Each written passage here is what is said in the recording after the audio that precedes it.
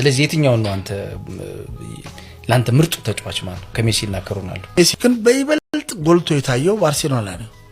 ባርሴሎና ላይ ሲሆን ማን አለ? ኢኔስታ አለ፣ ዣቪ አለ፣ ቡስኬት አለ። ከፊት ኔይማር እና እዚህ ጋር እንትን አሉ የኡራጋው ሱዋሬዝ አለ። ኋላ ላይ ስትሄድ ደግሞ ዳንኤል ቬስ፣ ማርኩዝ፣ ፒዮል ምናምን አሉ፣ ፔድሮ ምናምን ነገር ምናምን አሉ። ሶዚህ ሜሲ እዚህ ጋር ገነው ለመውጣት ምንም ችግር አልነበረበትም። የተደራጀ ቡድን ነው። ሮናልዶ ጋር ደግሞ ስትመጣ ሮናልዶ የትኛውም የእግር ኳስ እንትን ውስጥ ሄዶ ተጫውቷል። ስኬቱን ምኑን አሳክቶ ነው የመጣው። ግን ብቻው ከፖርቱጋል መጣ ዩናይትድ ገባ አሳካ። ከዛ ሄደ ሪያል ማድሪድ አሳካ። ጁቬንቱስ ሄደ አሳካ።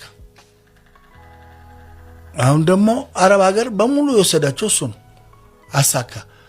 አሁን ሜሲ ከባርሴሎና ሄደ እዛ ጋር ነበር ከእንትና ጋር ያለውን ነገር እናውቃለን።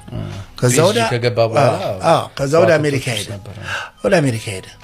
ይሄ ልጅ ግን አሁን ሁሉንም ሊጎች እንትን ብሎ ደግሞ አረብ ሊግ ሄዷል። አሁንም እየሰራ ነው። አሁን እነሱን እንትን ስል ይሄ በተፈጥሮ ጸጋ ያለ ነው። ይሄ ደግሞ የተፈጥሮ ጸጋ ላይ የራሱን ልፋት ጨምሯል። ሜሲ የተፈጥሮ ክህሎቱና ችሎታውና ድሪብሊንጉና የሚያገባቸው ነገሮች የእግር ኳስ ልክ እንደ ሮናልዲኒዮ ደስ ይለኛል።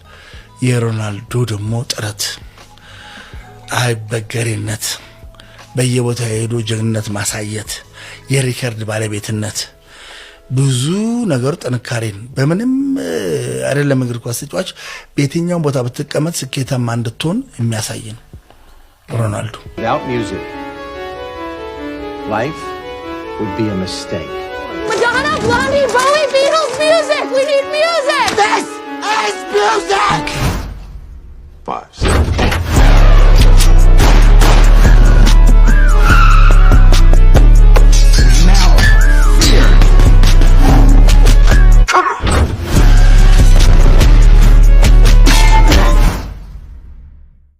Not quite my tempo.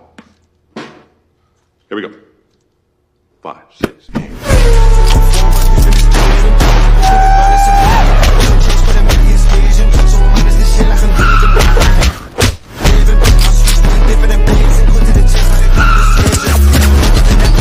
Wait. I gotta start the song over. The fuck? Okay, go.